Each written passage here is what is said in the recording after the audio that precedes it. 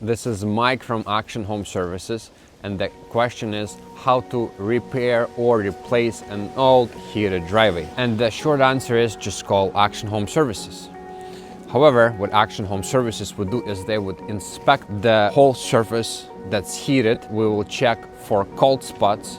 We'll run the test for the whole equipment and identify the spot that is not working. If your heated driveway is repairable, we will tell you why, what to expect and how it can be done, and also how much it will cost. Another option, if your driveway heated surface is not repairable, we will also quote you a complete removal of the driveway surface. Another option, if your driveway is not repairable, Action Home Services would suggest to install a complete new system. If your heated driveway is not working, call Action Home Services now, and our technician will come in, inspect the site, and he will tell you whether we can repair it or not. And if it's not repairable, you're safe, because we can build you a brand new heated driveway that will last you 1 year. Call Action Home Services for any of your heated driveway installation needs, heated porches, or heated backyards.